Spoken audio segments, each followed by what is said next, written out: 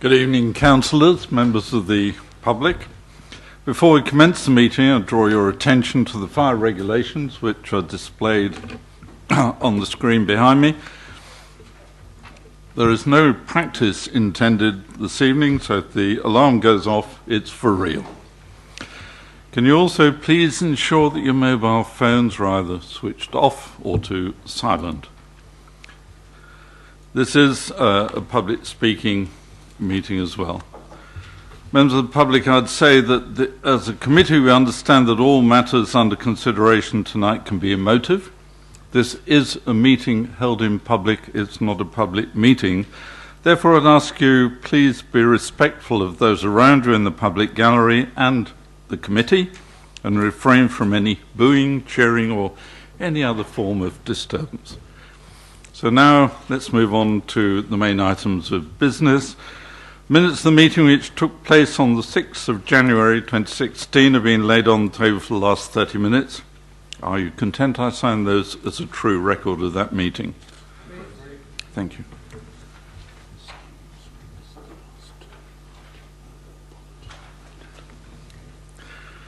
Item 2, apologies for absence. Emma?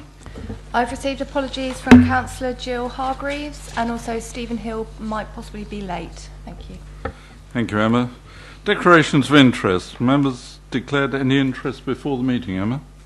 I've had none before the meeting, but I believe Farnham Town councillors have a non-pecuniary interest in the applications on the agenda. Councillor Lear. Thank you, Chairman. As Chairman of the Bourne Asset Community Group, I need to declare a non-pecuniary interest in item A1 of the agenda, and I won't be participating in the debate. Thank you. Thank you, Chairman.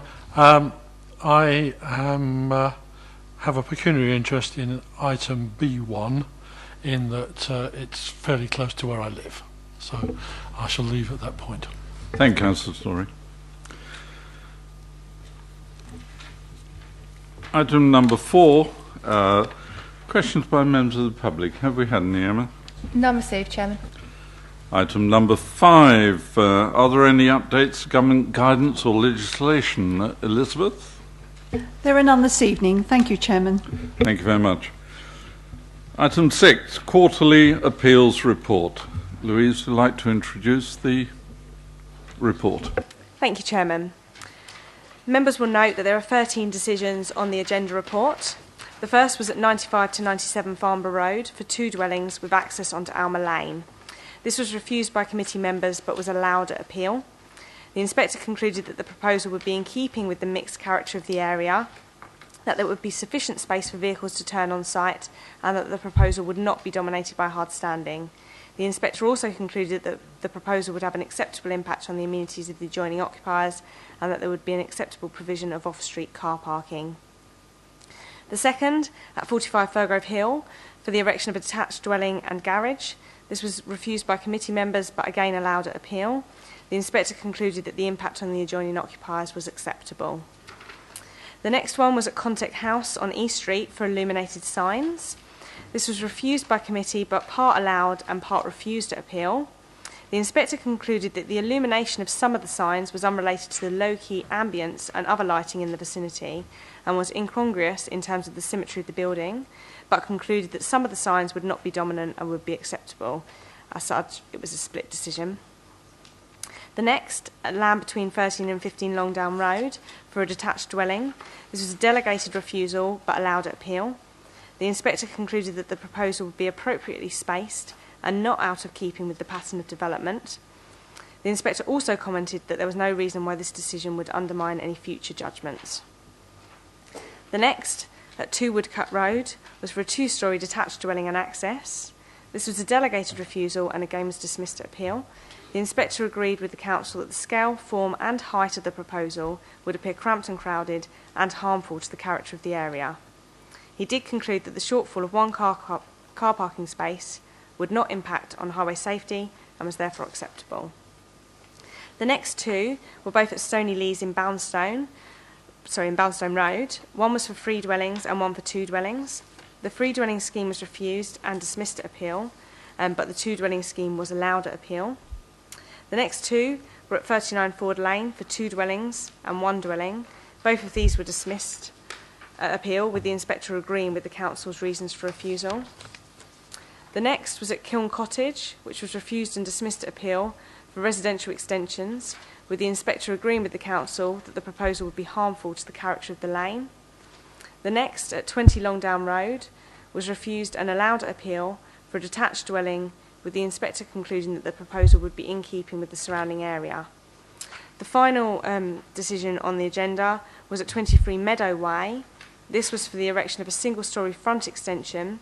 This was refused and dismissed at appeal, with the inspector agreeing that there would be harm to the character of the area. Finally, could members note that there is an appeal missing from this list? Please accept my apologies. The Baker Oates decision on Gardeners Hill Road was mistakenly put on the Southern Committee agenda rather than the Western one. We will give you an update at the next committee with regards to that one. And again, please accept my apologies. Thank you, Louise. Members, have you any questions? Councillor Coburn. Thank you, Chairman. Very briefly, yes, I'm always slightly amused or horrified, I'm never quite sure what, when an appeal inspector says there's no reason why a decision would undermine judgment in relation to future development proposals, as each case should be judged on its own merits. And then we have another application and we're told that the previous inspector's decision is a material consideration. And also, if it ever goes into appeal, the appellant always relies on the fact that there's been a previous appeal decision. So I do sort of slightly worry. I used to think it was because they didn't understand the word precedent and felt there was a sort of lack of classical education in the inspectorate. But it really does worry me because once these things are established by the inspectors, it's very difficult for us later on to make a similar sort of refusal. So as I say, I don't know whether I'm just horrified, amused, or just a mixture of both, but it always strikes me as totally illogical. If there are no other questions, members, are you content to note that report? Thank you. The quarterly enforcement report, Victoria Chillarton to introduce. Thank you, Chairman. Councillors, there are no verbal updates on the site-specific reports for the Western area. And if I could draw your attention to the bottom of page 17, the summary of caseload for reporting for the October to December is 184 cases on hand. That is a continued reduction. And if I could also draw your attention to page 18, the local performance indicator of 70% of cases actioned within 12 weeks. For October to December, we can report 85%. Thank you very much, and I'm happy to answer any questions. Members, are there any questions? Other than to congratulate the enforcement team on 85% performance indicator, well done. Thank you very much. Members, are you content to note that report? Thank you. Thames Basin Heath Special Protection Area position statement on the current capacity. Elizabeth? Thank you, Chairman. Members, the report, as ever, is for noting, but one small point. Members will recall that at the last meeting, Matthew Evans, Head of Planning, did attend to discuss the report with you and agreed that information in respect of money that has been collected in relation to the tariff would be reported to members in due course. Now, that information is in the process of being collected and we will be making it available to members as soon as possible. We will probably circulate that in due course between this meeting and the next. I hope that's helpful to members. Thank you very much. Thank you, Elizabeth. Any questions, members? In that case, are you content to note the report or the update? Thank you very much. Applications for planning permission, item number 9. In the event of site inspections being necessary as a result of consideration of the applications at this meeting, is to be held on Tuesday, the 1st of March 2016, at a time to be agreed. Moving on to item A1, which is subject to public speaking.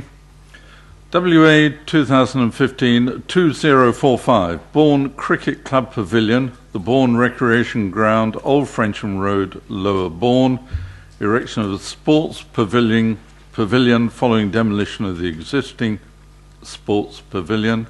Rachel would like to introduce the report. Thank you, Chairman. The application site you will see on screen outlined in red. You'll see it lies at the junction of the Old Frensham Road and Cricket Lane, and you'll see the existing pavilion marked on. Here you'll see an aerial view of the existing site, and again the application site is outlined for you, its broad location in blue, and you'll note the existing car park to the north-east. I'll take you through a couple of site photographs as existing. These are taken from Cricket Lane. You'll see on the top right the side elevation of the existing pavilion building, and to the bottom you'll note the existing car park, again looking towards the side elevation. Two further site photographs. One on your bottom left is taken looking towards the dwellings on Cricket Lane. You'll see these are primarily single storey, and you'll note the residential character of the area. And a further site photograph. The cricket pavilion itself is just off the screen to the right, but this shows you the green itself. And you can just see the existing car park on the right hand side. Here we have the existing elevations of the building. You'll notice it's about 5 metres in height and a single storey building. And two further existing elevations.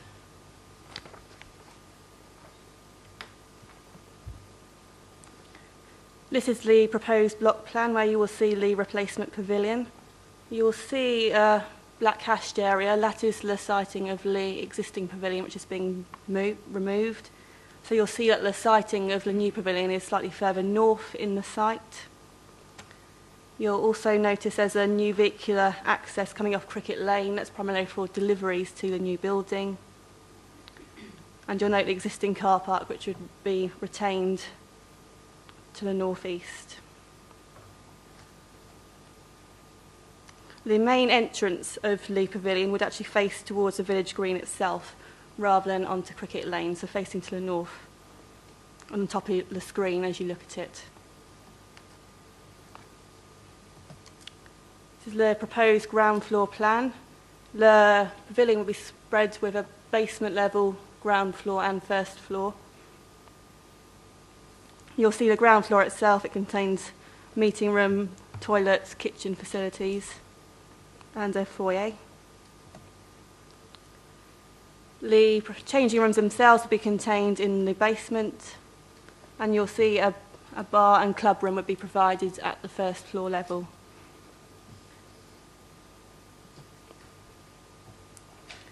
Here you'll note the northeast elevation as proposed. You'll see the outline in the background of the properties on Old Frensham Road. And we've also marked on there for you the depth of the building, proposed at 15.8 metres. This is the proposed southwest elevation. You'll see the building will have an overall height of around 8.8 metres from the main ridge. This is the proposed southeast rear elevation. This is the elevation that would actually face directly onto Cricket Lane. And you'll see the width is also annotated on here, 13 metres in width. And this is the northwest elevation. This is the elevation that would actually front onto the green itself. You'll notice that there is a balcony proposed, and its main outlook is on this elevation. The appearance of the building itself, you'll see it's of a traditional village cricket green vernacular, featuring pitched roofs, and it would feature traditional red brick materials, clock tower and balcony features. This is the proposed roof plan.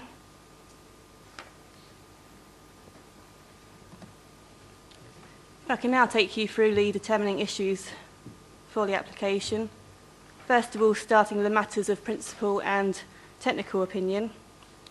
They are the principle of development, a small loss of the existing playing fields, impact on trees, health and well-being, and highways access and parking. The site is located within a developed area of Farnham. The proposal would result in a small encroachment onto the green and the playing area. However, having considered the nature of the playing field and its ability to accommodate a range of sports, it's not considered that the proposal would restrict the sporting capabilities of the green itself. Enhancing the recreational facility in comparison to what's there would bring positive health, well-being and community benefits, and those are all matters that should be weighed into the consideration of the application. The application proposes to retain an existing copper beech tree and oak tree.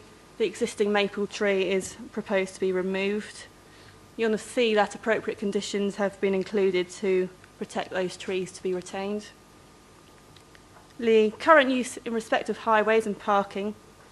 Many will note that the current use of the building does result in some overspill parking onto Cricket Lane, and this will continue to be the case for the replacement pavilion.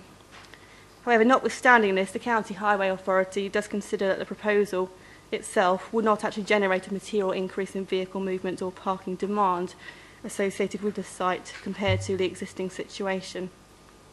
A condition requiring a travel plan is recommended to minimise private vehicle movements to and from the site.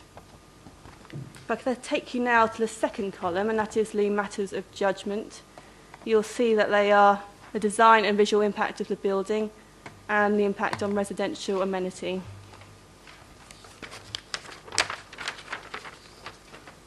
The proposal, whilst representing a material increase in size over and above the existing building, is nonetheless considered to be of an appropriate scale, form and design, and would be a visual improvement over the existing. The proposal would provide an increased separation distance to dwellings on Cricket Lane over the existing, and the highest part of the building is positioned further away from those residential dwellings. The main outlook and windows for the proposed building are towards the village green to the north, and similarly the proposed balcony and terrace areas would also be facing to the north. It is worth to note that there are no planning conditions at present which actually restrict or limit the use of the pavilion building in terms of the number or timing of the social events which happen there or its hours of use. It is recommended, and we are proposing, that the hours of use of the pavilion be restricted in accordance with a management plan, which will be required through condition to be submitted and approved in writing by the planning authority. If I could take your attention now to the update sheet. Members will note there have been a number of additional representations in relation to the application, 5 raising objection and 1 expressing support. Members will also note reference to an additional condition, number 16. Since this update, officers have actually reconsidered the need for this condition and have concluded that its requirements are duplicated within condition 10, which requires the submission of a site management plan. As such, we are recommending that condition be removed from that list. So I apologise for the slight confusion in that respect. The revised recommendation is that, subject to conditions 1 to 15 and informatives 1 to 5, as set out on pages 43 to 49 of the agenda report, that permission be granted. Thank you, Chairman. Thank you very much, Rachel. This item is subject of public speaking. I understand the procedure's been explained to you all. So can I first introduce the objector, Elizabeth Murley? I'll get her. Okay.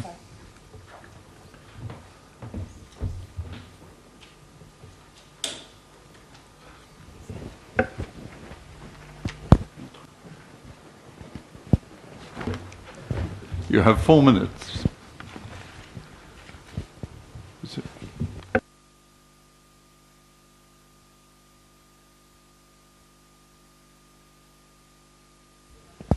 Green light. Is it working now? Right. Good evening, councillors. I hope I'm not wasting your time. Rumour has it that you've already decided to approve this application. I very much hope that's not true. First, to clear up some irrelevant red herrings printed in an unsigned half-page advertisement in a local paper, we objectors agree completely with the proponents that children and sport and our village green are wonderful. And now we like the amendments to the original plans, those we can understand. Saving the Copper Beach and removing the conservatory are also wonderful. There is no question that the offer to fund a new pavilion is amazingly generous. We also agree that the present pavilion is in a sorry state. Where we disagree is in the out of proportion, out of common sense planning for a replacement pavilion. As I am told, contrary to Local Plan 2002, Policies D1, D4, LT6, and design guidelines within the Bourne Design Statement 2010. The wealthy individual who's offered to fund the complete project can be quoted as saying, "My vision is to let the community asset transfer process design and deliver a finished new facility that will last for the next 100 years. That doesn't sound like a man who would want his vision to be considered a vanity project. We certainly do not think the community would rather keep the existing pavilion, but neither do we think that the community has been consulted about this project. Nor do we believe that the gift to fund a new pavilion is contingent upon these particular plans being approved. Plans were shown to close neighbors only after they were finalized. The present pavilion is in its state of disrepair because the stakeholders have not had the time or the funds to keep it up. What sense does it make to build a much larger edifice that would require more and better upkeep? If the 100 years is to be accomplished, then perhaps the benefactor should establish a trust to provide for a reliable paid overseer with the funds to provide it.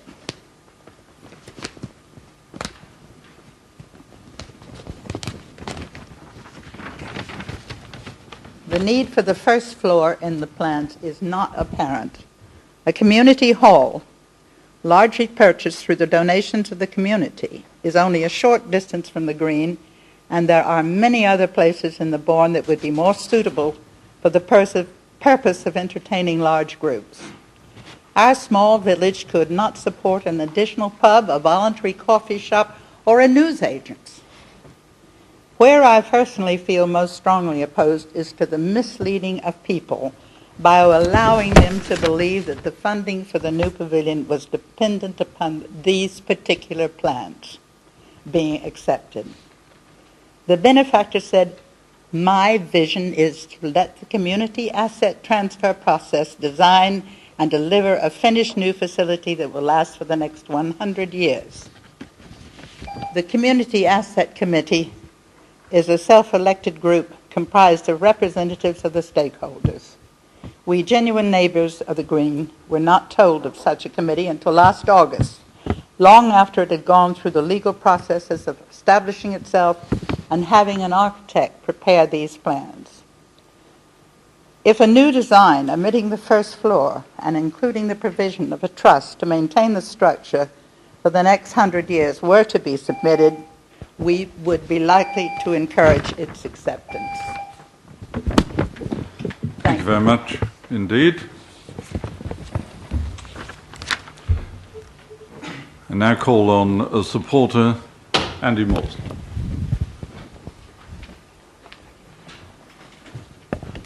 It's on already, is it? Thank you for this opportunity. I'm Andy Morse, also a Bourne Green resident. I'm representing the Bourne Cricket Club, the Bourne Blades Football Club and the Farnham Runners, the three user groups of the existing pavilion. The great majority of our community believe that a new sports pavilion on the Bourne Green will make an aesthetic improvement and a significant lasting contribution to the physical and mental well-being of generations of future-born residents. I say great majority with confidence because the planning application was supported by 393 and opposed by 26. In the public meeting at which the proposals were debated by Bourne residents, over 80% of opinions expressed from the floor were supportive. We are families and club members who see the failings of the existing building, which is currently owned and maintained by Waverley, and believe that in the 21st century, a new pavilion should cater for all. Currently, there is no acceptable provision for children, women, and the disabled. To make one point clear, our application is for the continuation of a sporting pavilion. The same user groups, same level of sporting activity, same club social events with any restrictions as agreed. So it's no change of use, just improved space for the existing users in the only building we have for our existing 600 plus members aged from 6 to 70. The Football Association and English Cricket Board guidelines dictate the facilities that should be provided for members and visitors. And after extensive consultation with them and our existing user groups, we have a design that complies, including separate men's and women's changing, shower and toilet facilities, disabled access to and throughout the building, a kitchen and eating area separate from the display of alcohol, a room for training parents on first aid, child welfare, or for coaching children in wet summer weather, a separate bar area with a veranda that stands over the main entrance, which is indicated by the planning officer, looks out over the green, not adjacent houses. All of these requirements necessitate a larger building, although it is in fact only just over 1 metre taller than the building for which planning permission was granted in the mid-90s. Despite the increase, the building will continue to be much smaller than its surrounding trees. Waverley officers are satisfied that the proposal would not result in adverse impacts on the amenities of neighbouring occupiers. The planning officer states that it will be a visual improvement. The application is also supported by the Bourne Residents Association, the FA, ECB, Sport England, and the Farnham Society.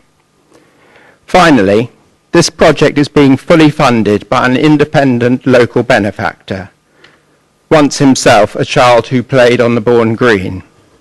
The sole intention has always been to provide a replacement pavilion that is fit for purpose, future-proofed for the user groups, and built with high-quality, energy-efficient materials. A bespoke facility that will serve the community for generations to come.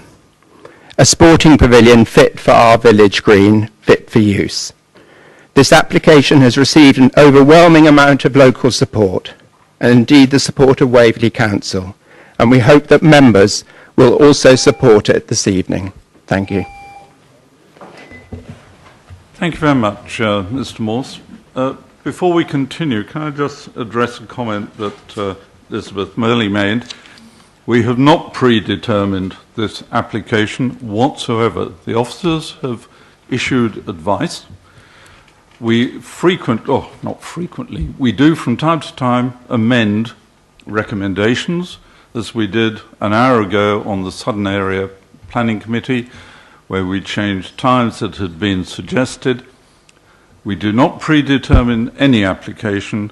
This is a quasi-judicial system we strictly adhere to. And I think Head of Development Control, Elizabeth Sims, I can see nodding there, would agree with that comment. So I will return to pavilions and other things a little later on. But members, the floor is yours.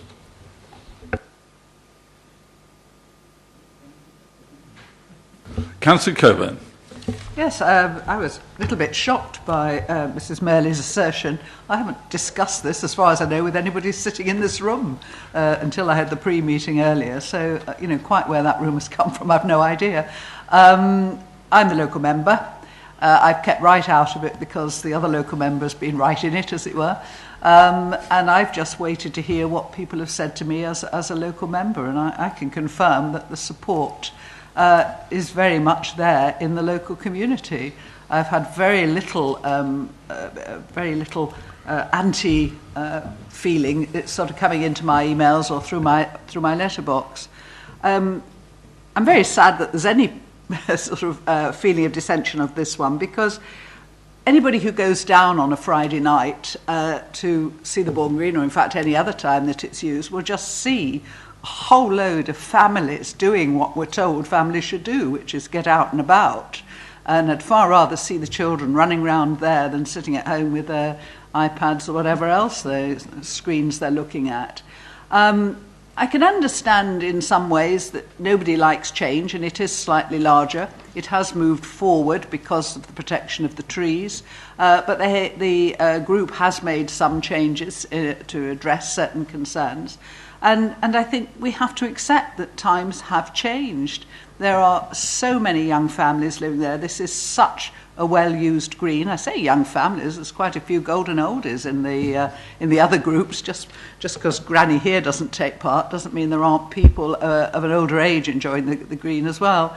But I think it is just such a focus, as I say, of so much of village life, certainly in the summer when you see it, that I'm saddened, really, that we haven't got 100% support for this. I understand the issues of height. I understand views. I'm not totally heartless on that, but I just feel the advantages for this one just so far outweigh the disadvantages. I like the design. I think the way it's been done, and the fact that they have taken away the conservatory in response to certain concerns, I think the group has tried to do what is needed by the community for the community. And yes, I do think, unless somebody tells me again in the arguments, that I think I should be supporting this. Councillor Potts. Thank you, Chairman. Again, like Councillor Coburn, I think it's a great shame, obviously, that not everyone is in agreement, but you know, that unfortunately is where we are. Looking at this and looking at the design, I like the design. I think aesthetically it's very pleasing. I think the fact they've managed to retain some of the trees and things, again, that's good. It's really hard, really hard for sports and leisure clubs now.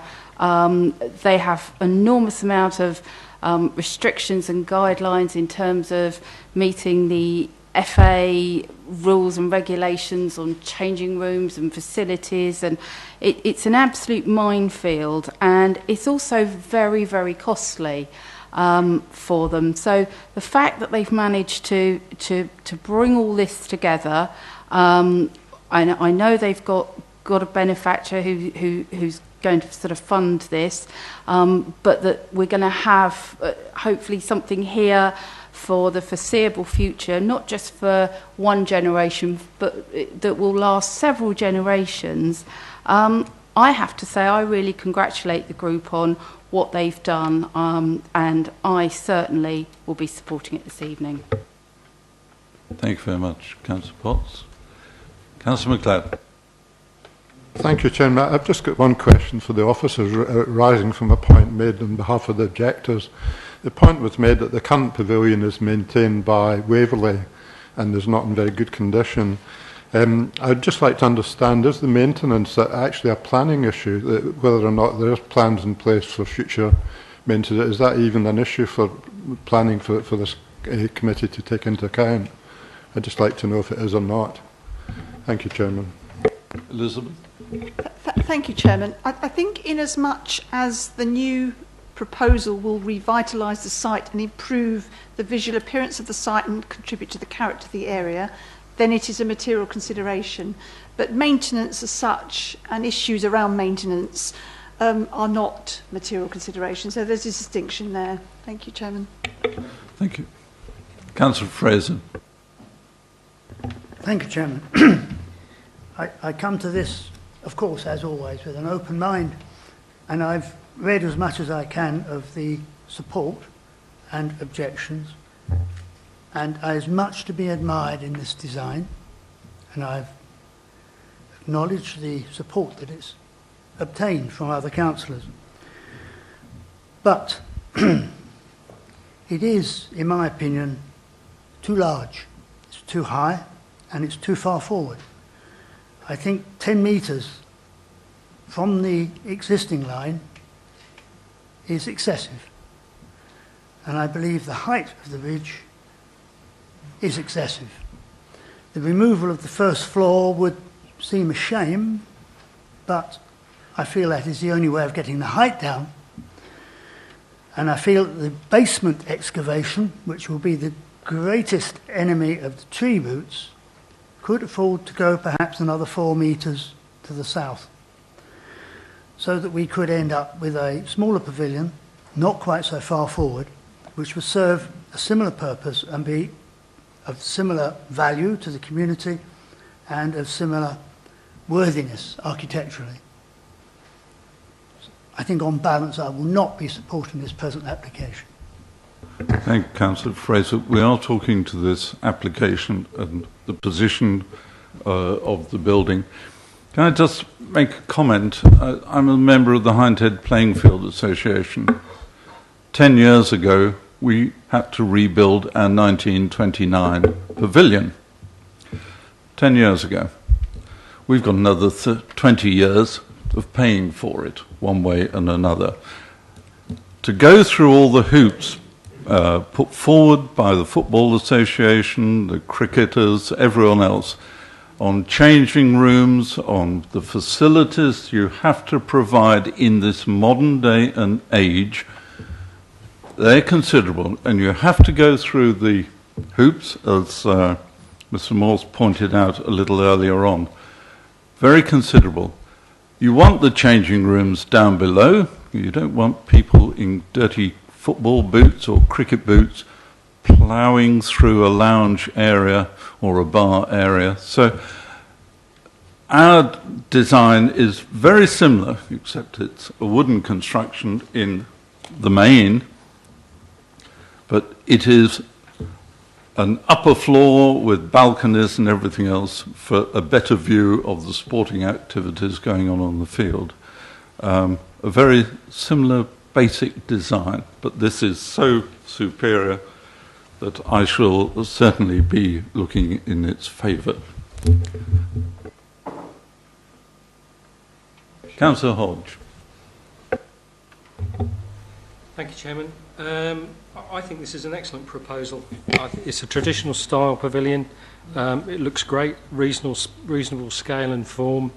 I think the designers have had the good sense to future-proof it, provide really good facilities at this stage, and I shall definitely be supporting this application.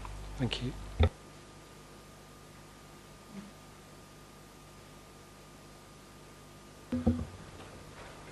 Rachel, do you want to come back on any other comments? Please do. Thank you, Chairman. Just a short response in terms of the position of the building. It has been the subject of careful negotiation with the tree and landscape officers, so it really is a reflection of protecting existing trees that that position and design has come about. Thank you, Chairman. Thank you very much. Members, are there any other comments at this stage, or can we move to the recommendations?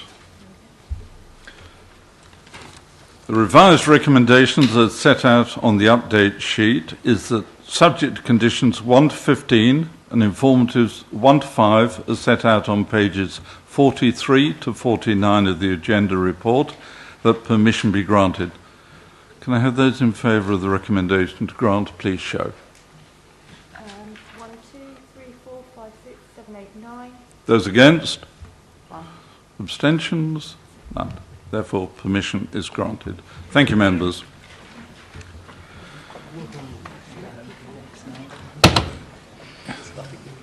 Yeah. What about? Councillor Liu.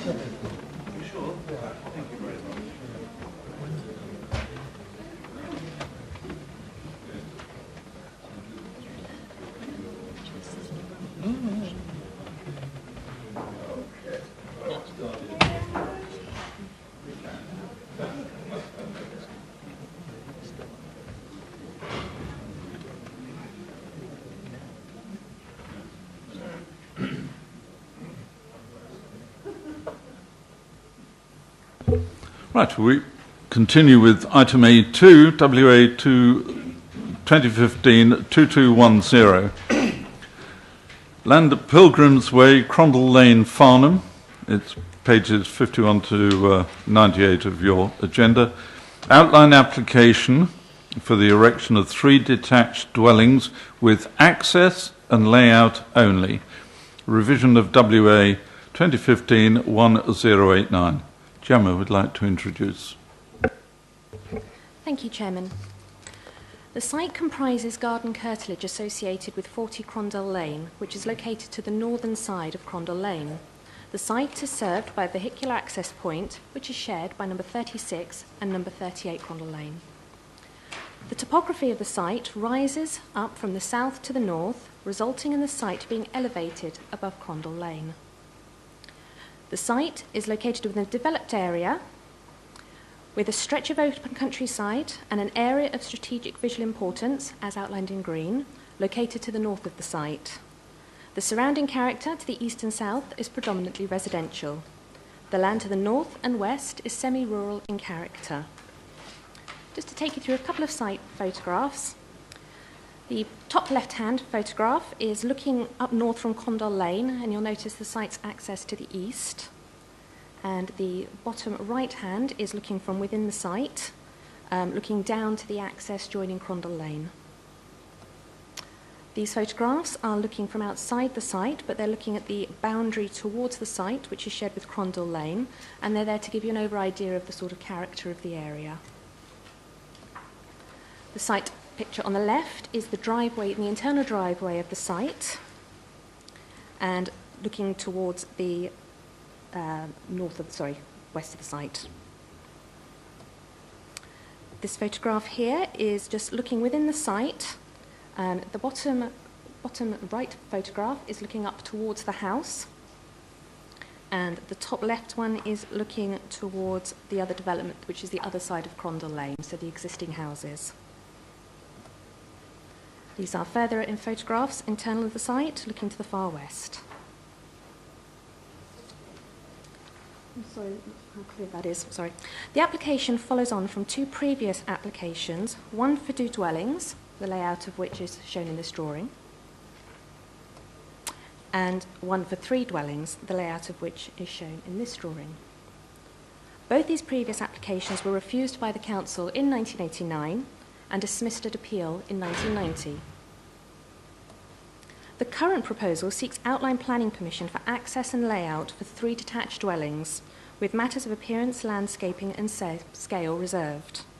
The proposed dwellings would be positioned in a row, fronting towards Crondall Lane, and each would benefit from an independent access from the shared driveway. The indicative street scene demonstrates that the proposed dwellings would be 2-storey in height, with accommodation within the roof space, and appear of traditional vernacular style.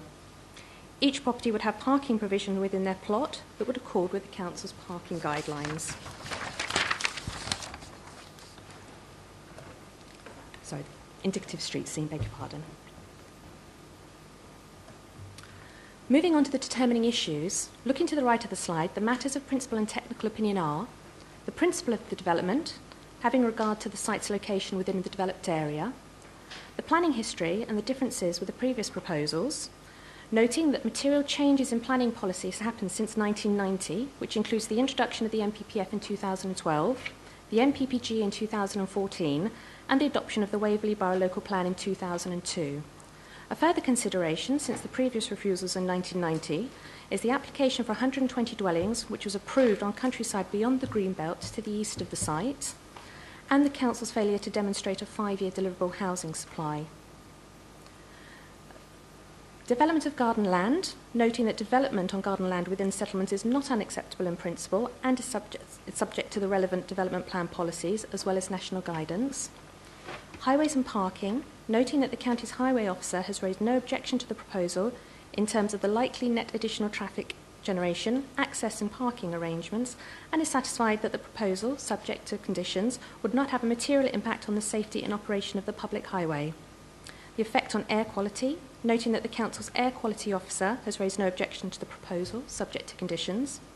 Archaeological and heritage impacts, noting that the county archaeologist has raised no objection to the proposed scheme.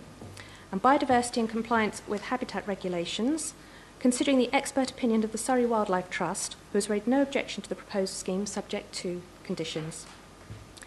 Members are being asked to exercise their judgment in matters of impact on visual amenity, whilst noting the overall character of the area, and impacts on residential amenity, and considering the relationship of the proposed dwellings in relation to the neighbouring properties. Moving to the update, members will see that the Council has received an additional plan which demonstrates that the proposed visibility display to the east of the access can be achieved to the carriageway edge.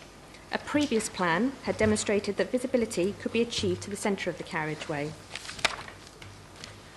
The County Highways Authority has reviewed this additional plan and have confirmed that this does not alter their original opinion of no objection to the proposal, subject to conditions.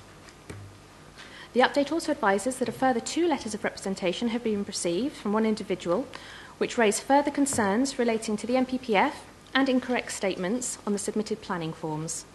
Officers are satisfied that the agenda report has addressed the material considerations of this application. A representation has also been received from the West Surrey Badger Trust, raising concerns about the submitted ecological report being out of date and needing updating before permission can be granted, and that a badger mitigation plan should also be put in place. Should planning permission be granted, officers have recommended a condition which is on page 6, condition 6, which is on page 89 of the agenda, to secure a method statement for the protection of badgers. Following on from the correspondence received from the West Surrey Badgers Trust, officers sought further advice from Surrey Wildlife Trust to make this condition more robust, and their advice has been incorporated to include updated badger survey information within the condition. Both Surrey Wildlife Trust and officers are therefore satisfied that the proposal would not cause harm to protected species. As an oral update to this application, the Council's Air Quality Officer has raised no objection to the proposed scheme, subject to a condition to secure a site management plan for the submission of emissions, if permission is granted. A further oral update to this application relates to condition 13 on page 92 of the agenda, which is the landscaping condition. Officers are recommending updating this condition to highlight provision for appropriate landscaping for the proposed visibility displays in order to enhance its visual appearance. The revised recommendation, therefore, is set out on page 4 of the update that, recommendation A, permission be granted subject to the applicant entering into a Section 106 agreement to secure sand contributions by the 31st of May 2016. Condition 3 and Condition 6, also shown on page 4 of the update, as well as the amendment to Condition 13 on page 92 of the agenda, and the additional site management condition recommended by the Councillor's Air Quality Officer, and conditions 1, 2, 4, 5, 7 to 12, and 14 to 17, set out on pages 88 to 94 of the agenda, and informative 1 to 12, set out on pages 94 to 96 of the agenda, permission be granted. Recommendation B remains that in the event the requirements of Recommendation A are not met, that permission be refused. Thank you, Chairman. Thank you, Gemma. This is an application with public speaking, and our first person on this is Mr. Redman, the objector. You have 4 minutes, sir. I think you've had the system explained. Hello, is that working? I've got a green. Yeah. Good, thank you. Thank 4 you, minutes. Mr. Chairman. As you've said, 2010 is a revision of 1089. Both 1089 and 2010 both do not comply with the location plan red line requirements or the public notice legal requirements. With regard to design, traffic speed measurements were not taken at both ends of the scheme. Cyclist safety stopping distances have been ignored. Manual for streets guidance is misapplied. This leads to the conclusion that the visibility display length calculations and layout may be incorrect. For example, Transport Statement paragraph 37 states, display is drawn to the centre line of Crondall Lane carriageway. The Highway Authority has confirmed that this is incorrect and have requested a new drawing to be produced. As of 15 hours yesterday, such was not available in the file. Despite the revisions of the first application, 1089, and the creation of the second application, 2210, the details regarding the steep bank are still unknown and its impact on the nearby Badgers Set entrance. Development Control and Advice number 15 is relevant. Paragraph 14 says it's not the department policy to grant planning permission unless the applicant is able to demonstrate control of any land for visibility displays. Applicant's transport statement says, with the means of access and siting being determined in detail at this time, the local planning authority cannot reserve that matter by condition for subsequent approval. However, see condition 5. The plan numbers to which the permission relates are ambiguous, showing different dimensions for the same thing. For example, drawing number ending SK22 shows 2.4 by 66 metre eastern and western visibility displays. Other drawings show differently. No material variation from these plans shall take place according to the agenda documentation unless otherwise agreed in writing with the local planning authority. But they're ambiguous. So what is there to be applied to with? The gradient of the access shall not normally exceed 4% over the first 10 metres outside the public road boundary. The remainder of the access should have a gradient less than 10% so that it may be used during wintry weather. This cannot be achieved. The County Highways Authority propose a condition to secure and maintain the approved visibility displays. This condition fails the enforceability and reasonableness test. Overlooking, there will be a great deal more than glimpsed visual interaction between the proposed dwellings and the neighbouring occupiers at all times of the year, especially now that all the trees have been cut down. There is already material harm in terms of increased noise from Crondall Lane, loss of amenity, loss of privacy, severe overlooking of houses on the south side of Crondall Lane, and number 38 and 38A. Environmentally, regarding the Badgers, trees were felled on the 3rd of January 2015. Stump grinding took place on the 25th of January 2016. All this done with no licence. Please see the West Surrey Badger Group comments, which have already been referred to. The ecological assessment is out of date. The Plot 3 garage foundations will almost certainly break into the Badger Set tunnels. The biodiversity action plan covering the trees at 40 Crondall Lane was ignored. The environmental assessment is has severely compromised credibility. In addition to the Surrey Heath ground nesting birds, the site was in range of a bird on the RSPB red list. I'll ask you to wind up, please. Thank you. If I may, just the last point is the Farnham design statement is violated by this application. Thank you, Mr. Chairman. Thank you very much indeed, Mr. Redmond. And now I call on a supporter, James Sorrentino.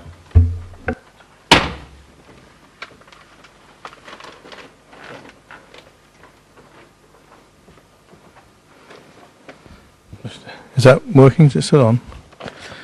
Good evening, dear members of the Planning Committee. The application before you this evening is an outline application for 3 detached dwellings at Pilgrim's Way, which utilises and improves the existing access, and it has the Planning Officer's recommendation for approval.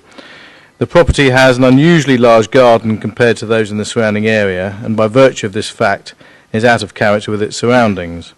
The proposal makes use of the oversized garden and replicates the nearby linear formation with frontages running parallel with Crondall Lane. The area is predominantly residential in character to the south, east and west, and semi-rural to the north. However, this semi-rural character has changed as a result of the recent consented scheme for 120 units on open countryside adjacent to the neighbouring property, and this is a very significant change to the area. We are of course aware of local opinion, particularly that of our neighbours, and have monitored closely the objections received.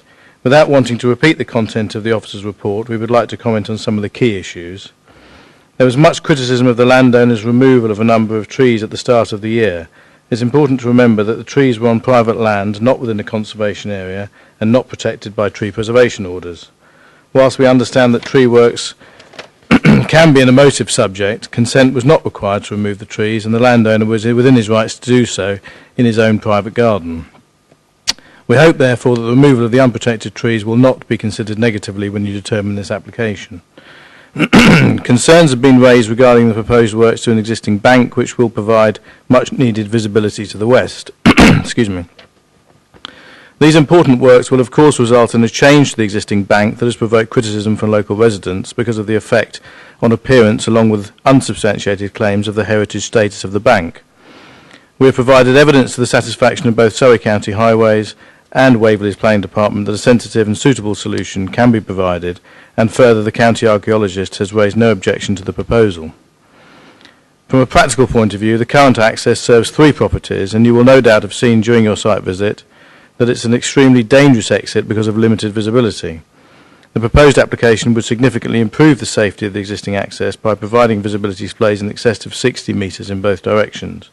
I can't underestimate the benefit this will bring to the neighbouring properties that use the access and road users who pass the access as well. This increased safety is a very important factor when considering this proposal. The site was subject to extensive ecological assessment, including a specialised great crested newt survey and the use of camera traps to survey badger activity.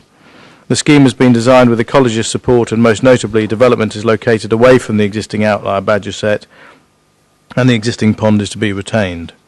Recommendation for protection during the construction phase and mitigation strategies have been submitted, and further detailed work will be provided at reserve matters stage, which can be suitably covered by condition. All new development will result in both positive and negative impact in its locality, and it is the assessment of this planning balance that ultimately determines whether an application should be approved. Whilst the scheme does have an impact on the character and appearance of the area in terms of the proposed alterations to the existing bank, an acceptable design solution has been demonstrated, and perhaps more importantly, vehicle and pedestrian safety will result.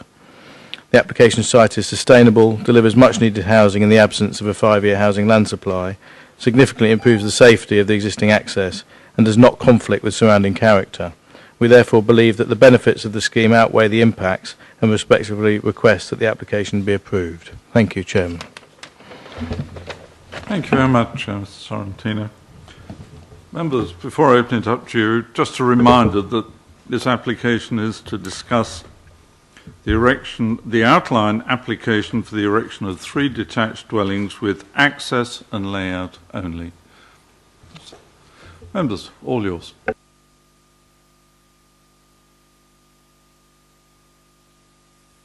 Councillor Williamson. Thanks very much, Chairman. I have a number of strong concerns about this development. But first I'd like to, with your agreement, start with a couple of more sort of general points.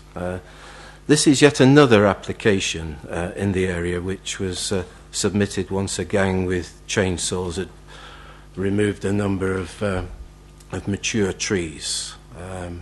They were, in fact, on the boundary with the neighbour. Not only was it done over the holiday period when they weren't around, but it was done after the applicant had already engaged a tree specialist and had an agricultural consultant report. Secondly, just over a week ago, I mean, I listened with interest about the mitigation that was going to happen with the badgers, and I'm very interested in wildlife, as you know. Just over a week ago, the RSPCA enforcement officers were called because of the grinding of the stumps which had been cut down over the last Christmas holidays. These were 3 meters away from the badger sets. The enforcement officer stopped the operation. A policeman had been there earlier and he didn't stop it. I mean, this is absolutely criminal. I mean, this is protected. I mean, how can we expect these things to be followed? We as councillors, we should take some sort of, we shouldn't condone it, we should take some sort of responsibility in ensuring that this doesn't happen again. Anyway, coming to the planning issues. The first point is that this is clearly garden grabbing, and it's not just a large suburban garden, but this is an old property on an ancient lane. It was heavily modified by Harold Falconer. For those who don't live in Farnham, a noted architect. The garden, the sweeping garden, was the setting for that house. And if we could, in fact, that diagram you've got up may show it. No, it doesn't. Could we go back to one of the diagrams, the block diagrams, which actually show Pilgrim's Way? That's 40. There's a block diagram that.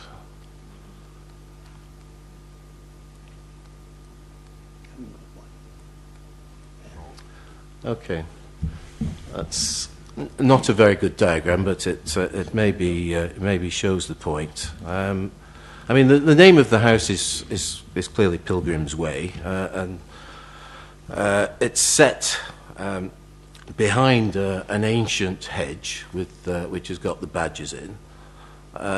It's well, as I said, it's part of the old Pilgrim's Way. The proposal is to remove 60 metres, and it's very difficult to judge what 60 metres is. Maybe we can do it from the photograph. If you can, maybe I can do it from that.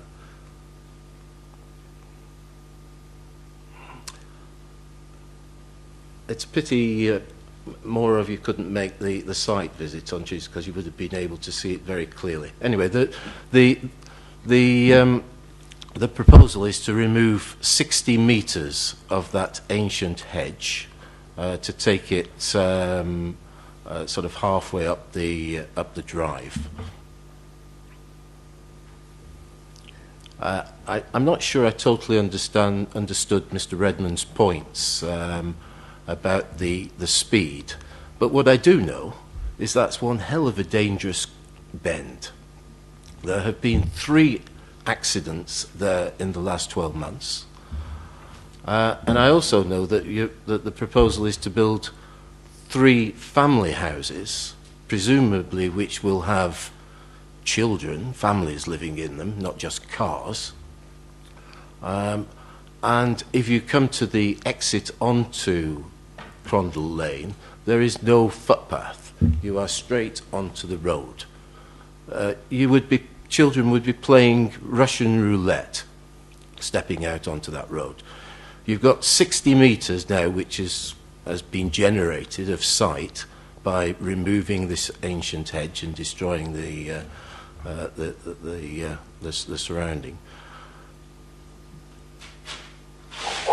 60 metres for somebody travelling at 40 miles an hour to brake when a child's stepping out. And I just have my doubts about it all. This has been rejected twice, some time ago, but twice. And the reason why it was rejected, and I can quote what it actually said: Crondall Lane is a historic route leading from the countryside northwest of the town into the historic town centre of Farnham. Part of the lane including this section adjacent to the application site, still possesses a pleasant rural character, which the local planning authority is anxious to preserve.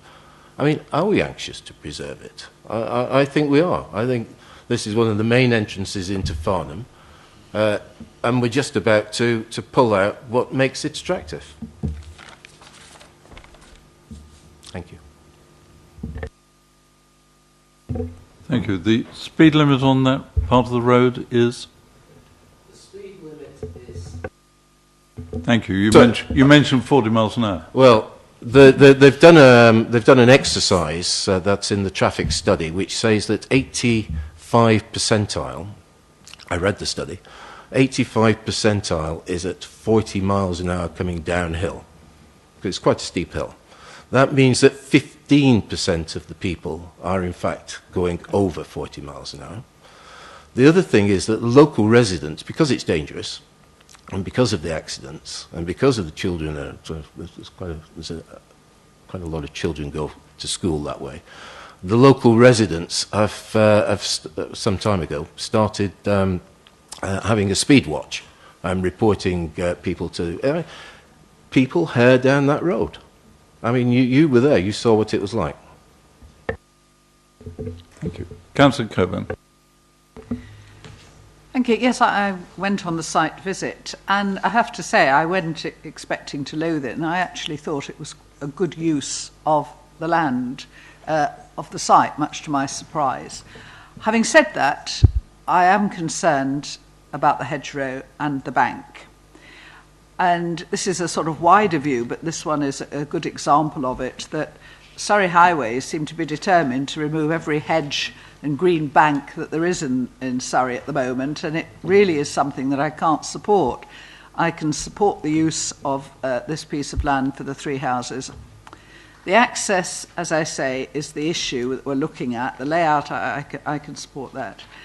And I can support the access, and I can support the fact that we've got to make it safer, but I cannot just accept that we can grub out the whole of this bank without putting in some very, very strict conditions that put back some greenery onto this site, and greenery instantly, not something that's going to take hundreds of years to come back. It's not a beautiful site as you pass it, but it's green. It's what Farnham does best, in fact what Surrey does best. Lots of our roads are just leafy lanes. That's what we do terribly well, and Crondall Lane, certainly as you go out into the countryside, is a good example. And this bit on the opposite side of the road, it's already been sort of suburbanised, but this bit is still an attractive area.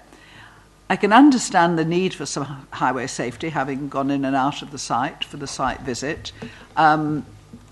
It's no better or worse than a lot of other places, I'll say that, in Farnham, but we have an opportunity to make it safer, and I shouldn't be churlish if we are trying to make things safer.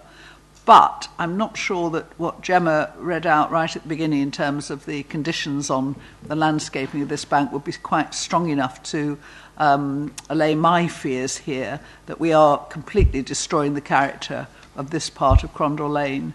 So I would like some advice, officers, please, as to what sort of reparation we could put in place as a result of a condition. We can take it back so that you got an increased visibility display, but you know, just to have a sort of naked bank with three houses, I think would be a step too far.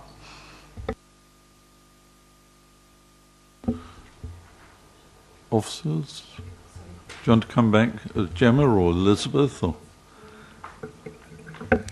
I think to try and give members some comfort, we have changed Condition 13 to, or suggested some amendments to Condition 13 to particularly highlight the concerns about the landscaping of the visibility display, so we'll actually make that quite clear. What we've also got to consider is Condition 8 as well, which is a highways condition, which suggests that the visibility displays have to be kept permanently clear of any obstruction between 0.6 metres and 2 metres high. So any sort of planting that comes forward can't be between those heights, otherwise they would restrict the visibility. So we are slightly restricted by that. But what we could do as part of the condition is actually ask for details of species to come forward, maintenance for that, so we can ensure that that sort of area is kept landscaped for perpetuity. Thank you, Chair. Thank you. Councillor Coburn. Sorry to come back. I just really was thinking in terms, perhaps, yes, of low level as it comes very near the highways, but of putting in something further back in a condition so that what you're still getting from the public space is a green boundary, even if you have your green boundary and then you have your your cut down. Are you with me? So that we have a green bank that comes down to the highway so that you can see over that for the cars coming round, but then your eye goes to something higher and greener so that we're not completely destroying the green aspect of that part of Crondall Lane. Elizabeth? Chairman, if I could answer that. I think we fully understand the sentiment there, and if permission is granted with that condition on, we will have recorded the expectations of members for that landscaping scheme to include appropriate planting to pick up those intentions, rather than making the landscaping condition too complicated and too specific at this stage. Bearing in mind, of course, that this is an outline application and landscaping will be a reserved matter. It will come back before you if permission is granted in any event. Because it's so linked to access. Yes, so it will need, the landscaping reserved matter will need to pick up on these concerns and ensure that they integrate well if access is granted in principle, to ensure that there is a satisfactory treatment of the access in landscaping terms. Thank you, Chairman. Thank you, Elizabeth. Councillor Fraser. Thank you, Mr. Chairman. I wasn't anticipating speaking on this one, but in the event of listening to this conversation, I feel I should. I live in a property that has an ancient hedge along one of its boundaries, and I can tell you from experience of 35 years that it is difficult to maintain an ancient hedgerow. If it's dug up and moved, it will probably take one, maybe 2 or 3 generations before the same habitat exists to replicate the one destroyed. Looking at the sight lines, which are not shown here, but on page 65, there's a diagram of the 1988 application, and to my knowledge, the angles for sight lines have not changed materially since that time. You will see the sight line shown for that application. That also destroys the hedge, but it leaves space for it to be replaced, whereas the existing application before us does not.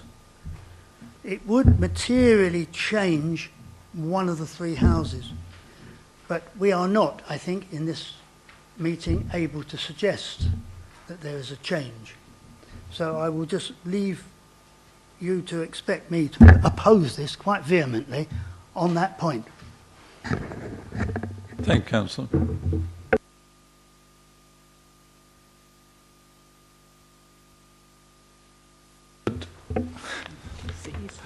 Yes.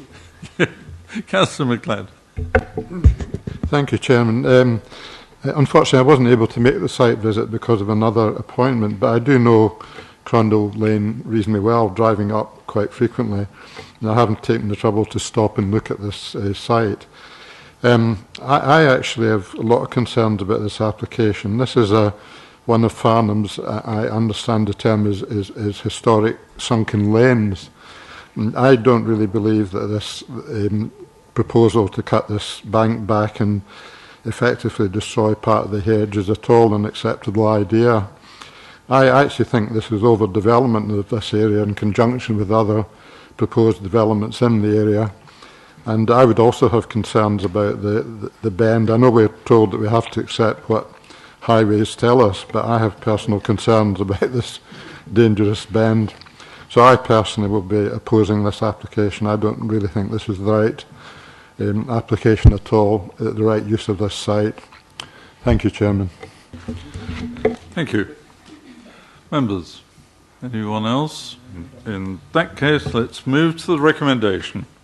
Recommendation A is that, subject to The applicant entering into a 106 agreement to secure SANG contributions by the 31st of May 2016, Condition 3 and Condition 6, amended in the update sheet, and Conditions 1, 2, 4, 5, 7 to 17 are set out on pages 88 to 94, and informatives 1 to 12 are set out on pages 94 to 96 of the agenda report. Permission be granted. As well as what's been reported this evening, the amendment to Condition 13 regarding landscaping and an additional condition on site management. Can I have all those in favour of granting, please show.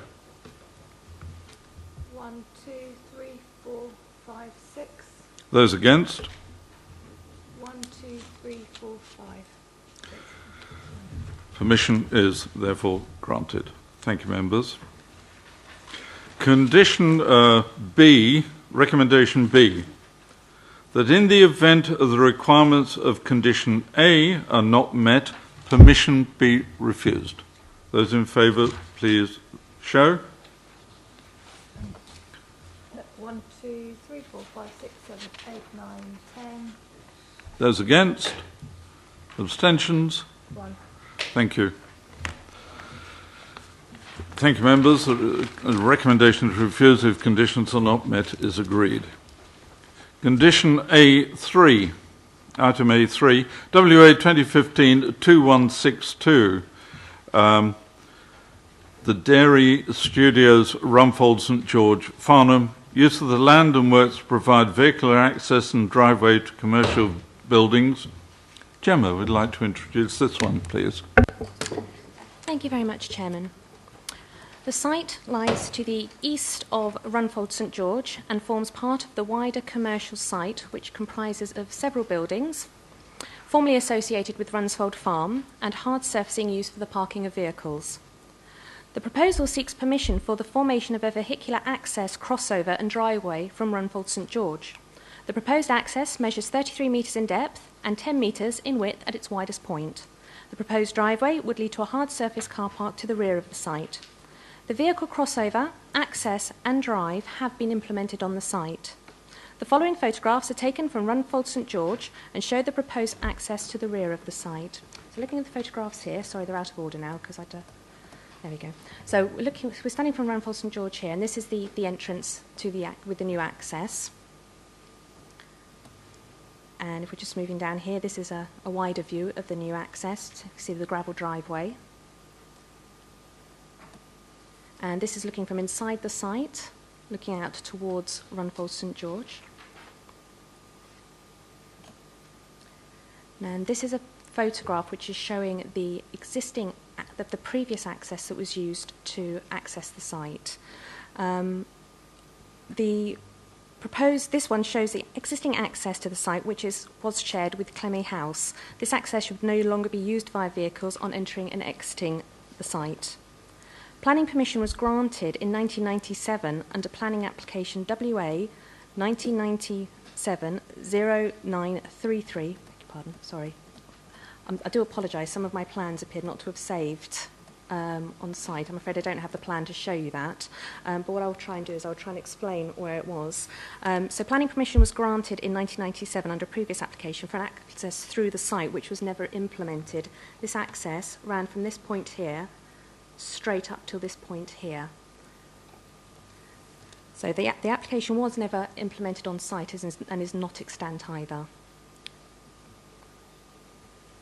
Moving to the determining issues, looking to the right of the slide, the matters of principle and technical opinion are the principle of development, having regard to the site's location within the developed area, the planning history of the site, which is a material consideration in the assessment of this application, where the principle of a vehicular access was established by the approved application in 1997, impact on highway safety, noting that the County Highways Officer has raised no objection to the proposal in terms of the likely net additional traffic generation, access arrangements or parking provision, and is satisfied the application will not have a material impact on the safety or operation of the adjoining public highway.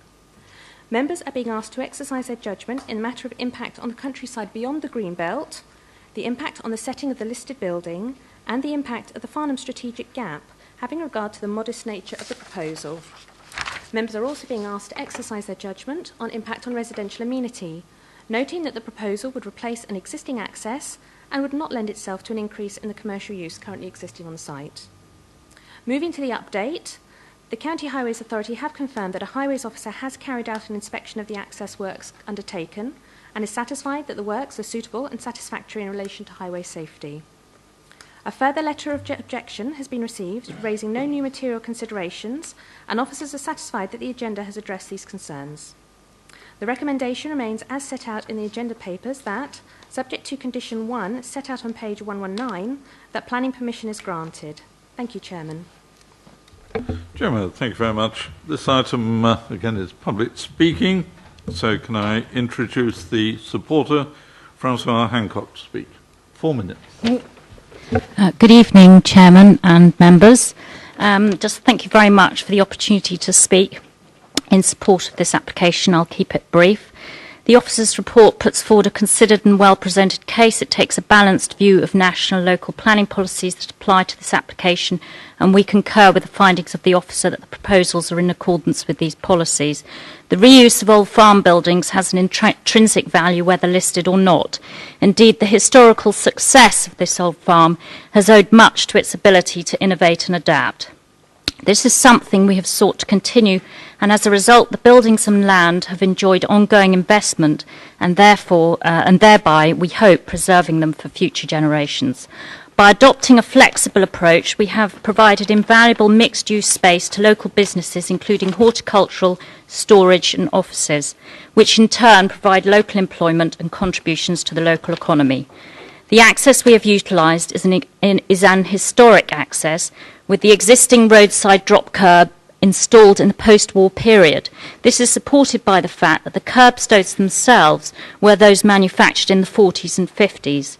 We are of the opinion that the current proposal is not so dissimilar to, and certainly not materially more harmful than, the 1997 approved scheme. We've had many letters of support from immediate neighbours within the village, including the 2 neighbours either side of the access. Thank you for your time, and I hope you will agree with the officer's recommendation for approval. Thank you very much indeed. Members, let's open it up to you. Councillor. Thank you, Mr. Chairman.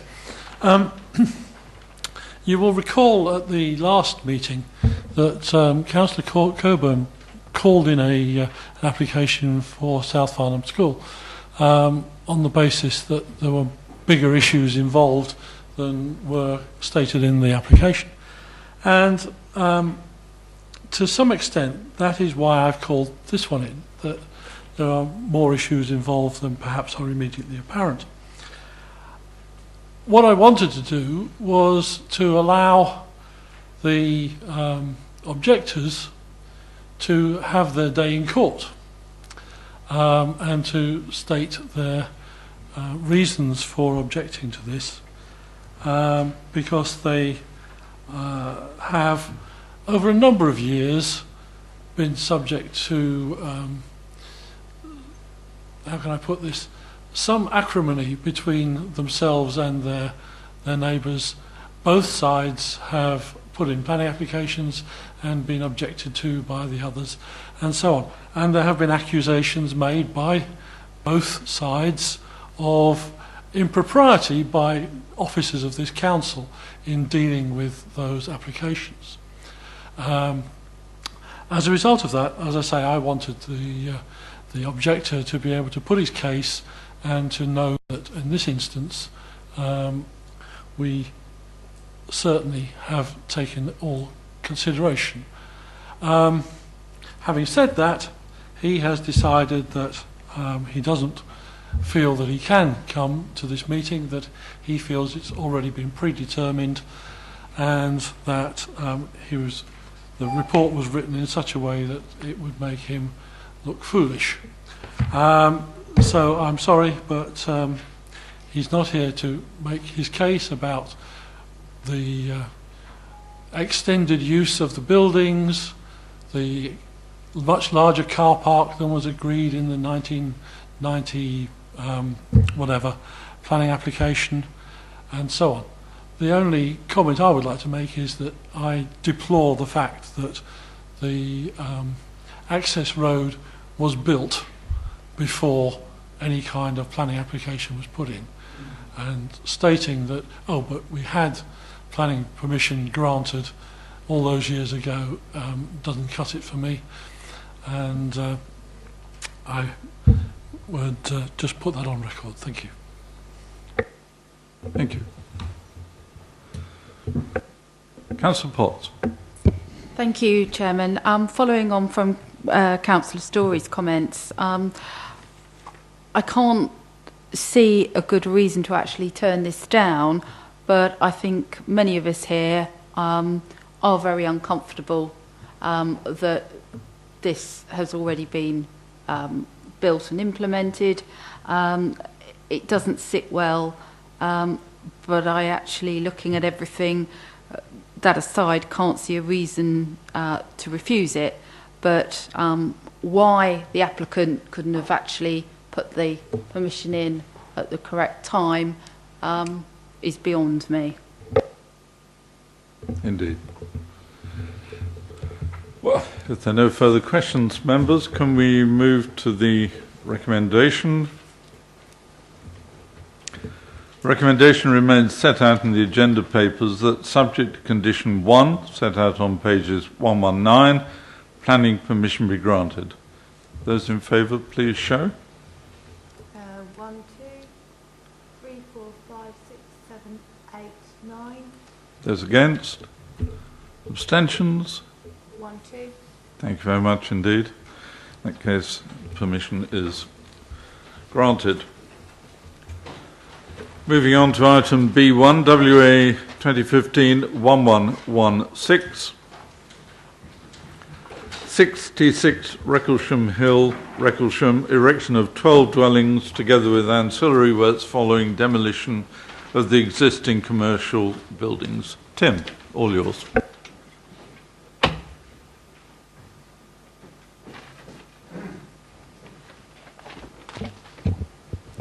Thank you, Chairman. Members, starting off with the site location. The site's located on the north side of Recklesham Hill in the Recklesham area of Farnham. You can see outlined here in red on the screen. The site comprises 3 detached commercial buildings and associated hard standing, formerly occupied by Stevenson Engineering. The site has a general sloping gradient rising down from north to south, and the site surroundings consist of residential properties to the east and south, and electricity substation to the west and woodland to the north. This is the proposed site plan. The proposal is for the erection of 12 dwellings in the form of 2-storey houses. The mix would comprise 6 2-bedroom dwellings and 6 3-bedroom dwellings. The site layout before you would consist of plots 1 to 3, which are here, which would front Recklesham Hill. Plots 4 to 7 here will be sited central to the site with front elevations facing northeast. Plots 8 to 9 at the rear, front elevations facing southeast, and plots 10 to 12 over here with front elevations facing west. Each dwelling will have a private outdoor garden space and vehicle parking spaces. Access to the development would be taken from the existing access, which is here. This access would be widened on the western side to allow for a wider entrance to have better access and egress from the site. The site layout and internal access can accommodate a refuse vehicle to enter the site and leave in a forward gear. Landscape planting is proposed to communal areas, including the front boundary and north boundary here. Just running through elevation plans of the proposed dwellings. As you can see here, this is plots 1 to 3.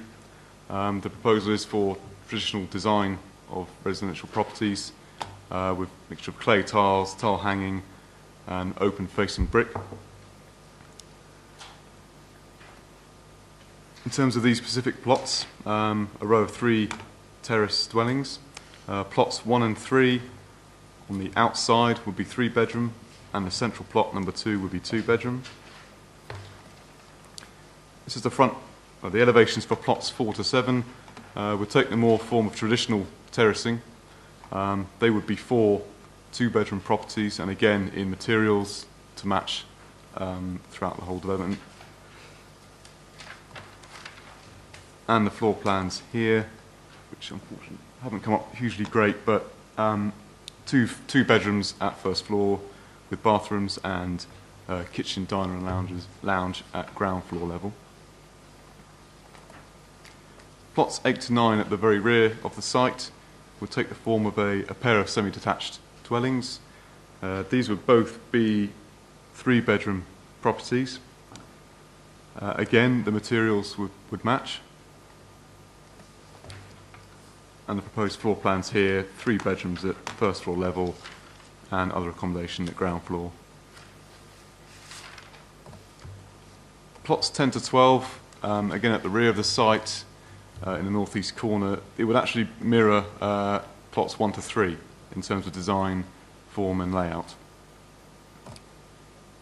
And again, the 2 outside properties would be 3-bedroom and the central one 2-bedroom.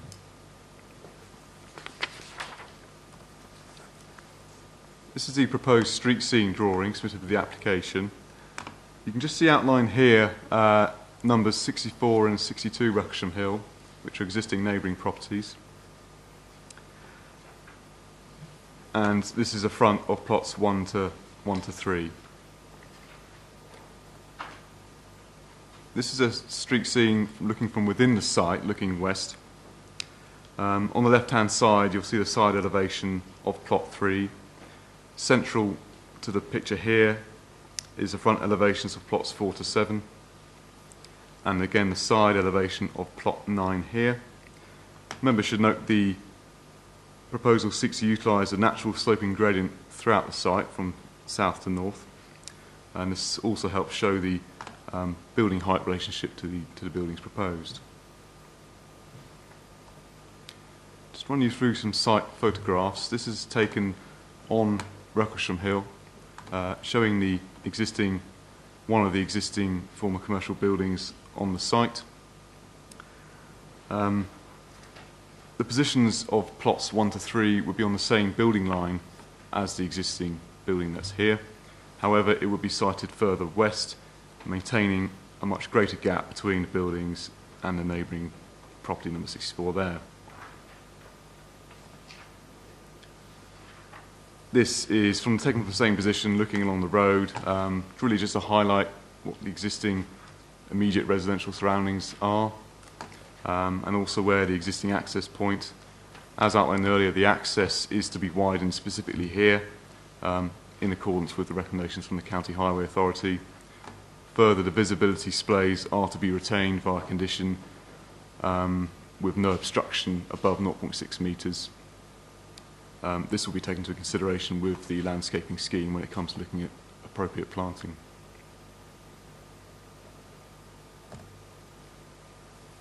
And again, looking west on Ruckersham Hill, again, really just to highlight the existing access at the moment comes to a drop curve which is shared by other 2 properties here. Again, the access would be pushed further up to create wider access into the site. You'll note that the bend goes round to the right, and so the best place for the access is to utilise the existing, to be as far away from that bend as possible. These are the other 2 commercial buildings at the back of the site, really just to show the state of the site that it's in. It has been vacant since 2005, and therefore has largely overgrown and become derelict. This is a view east within the site. You'll note here the general sloping gradient within the site.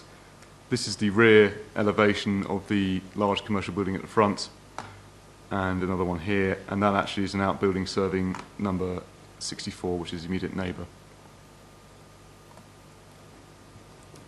This is a view looking south, and on the right-hand side you'll note there's an electricity substation next to the site. The proposal does include specific mitigation measures which would help mitigate noise generation from the substation in terms of the effects on future residential occupants. These requirements are subject to conditions 5 and 6 in the agenda. And this is a view from the very rear of the site, looking south, showing the large commercial building there. And you can just about see the rear of number 64 and 62 Wrexham Hill.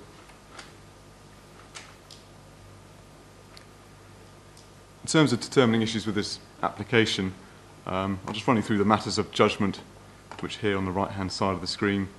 The site has been in commercial use, albeit vacant for a number of years, has been subject to extensive marketing campaigns over those years with no success. In principle, officers are satisfied with the loss of the employment use of the site. In terms of visual impact and landscape, the site is very much on the edge of, you could say, the Wrexham area of Farnham. The existing buildings are in a somewhat dilapidated state, and having regard to the overall design, scale and layout, we consider it to be a suitable design for the site and surroundings. Impact on residential amenity, again, is always a judgment.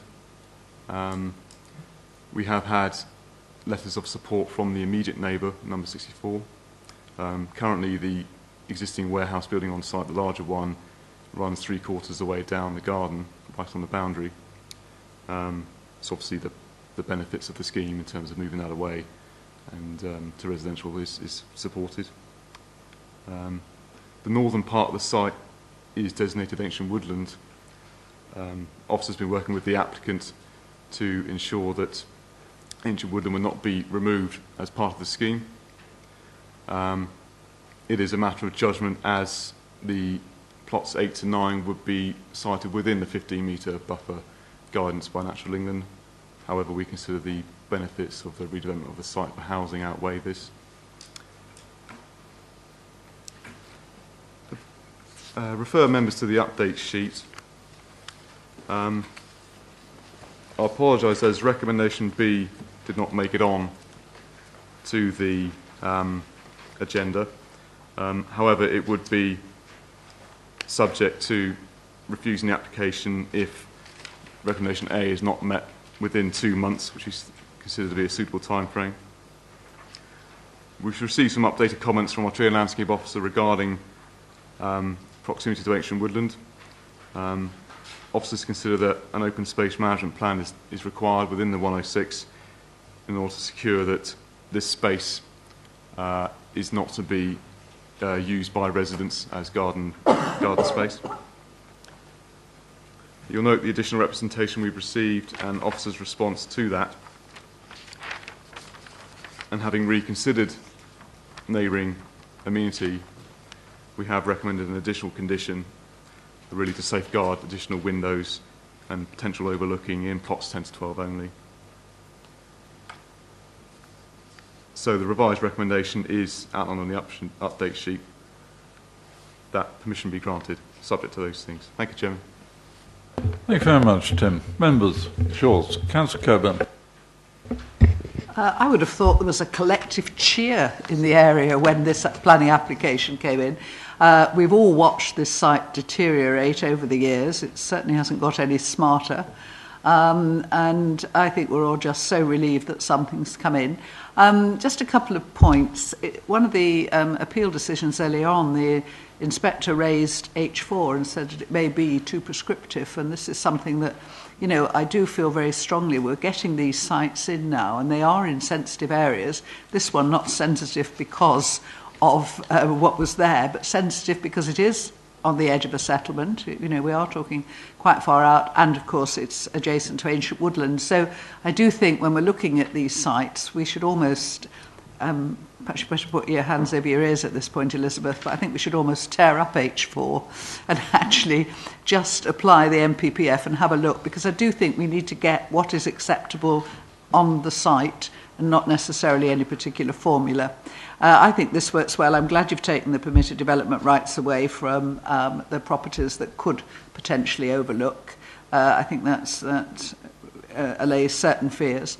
But I think this is just good news all round, and provided we have the the management plan and everything else, and it works, then this can only improve a really dreadful... It's only the rats who live on the site who I think would object. I think everybody else in the area would just be so thankful. Thank you, Councillor Coburn. Councillor Pritchard. Thank you, Mr. Chair. I've quick question, because I think the drawing is really bad and I can't see any of the writing. The one on the left, this block on the left, was that what you were talking about, the shared area, garden sort of community? That block on the left hand side right there. That's the part of the designated ancient woodland. So it starts from where the dash red here, going further north away from the site. Doesn't affect that. The other question was the access.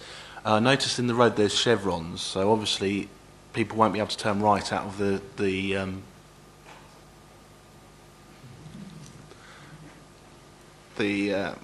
proposed plans, because they're not allowed to drive over the chevrons. So does that mean everybody has to go in the village, come back on the roundabout and come back again?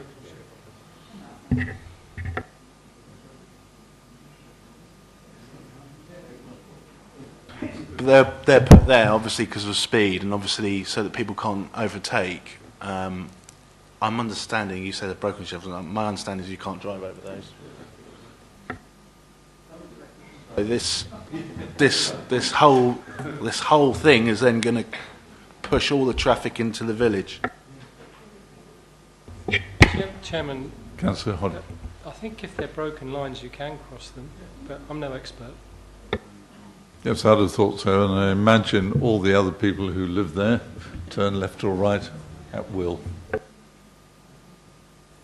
Mr. Chairman, that doesn't affect them actually, because it stops right where their properties are, so it's actually just that area which will affect it. So I can't really make any decision really, because we've got nothing on highways to say. My understanding is that you can't drive over those, so it is going to push, because it's dangerous basically. That's the whole point of the chevrons there, is so that the cars cannot sort of willy-nilly around in the road there. Councillor Coburn. Yeah, I mean, I'll bow to your superior knowledge, but what you've got more or less opposite here is Echo Barn Lane, where you can go left or right. I mean, most of us go left, but you can go right into the village. And that's what this is all about. It's all about the junction at Echo Barn Lane, and there's nothing to say you can't go left or right. In fact, there's a space for you to choose either, you know. Can we have the other picture going the other way? Can you see that island there? So that gives them the opportunity to do that. Those chevrons are from that island. I'm not the only one that thinks those two. I've got a feeling that they're broken, and therefore it's a caution more than anything else. Echo Barn, off to the left. Councillor Fraser. Can I put my pennyworth in on this one, Mr. Chairman? I think with the broken lines on each side of the chevrons, they can be crossed. And I also point out on page 136 that the County Highway Authority has been consulted and has no objection. Unless one of those conditions they've asked for is not crossing the chevrons. Thank you very much.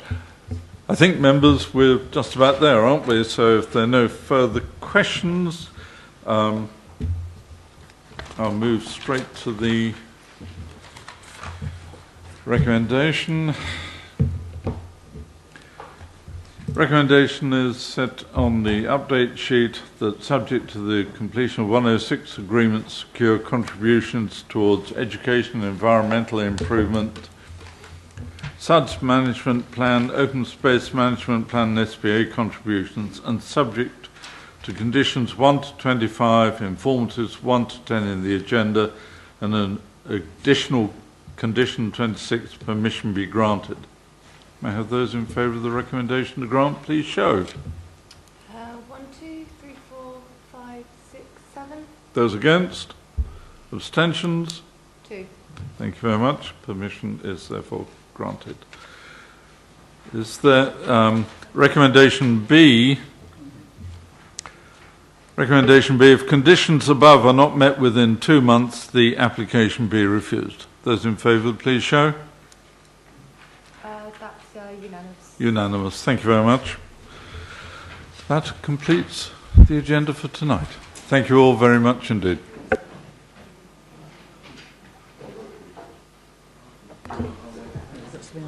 And according to Google, part of the carriageway where traffic travels in the same direction on either side of the chevron markings, dividing chevrons. There, that one.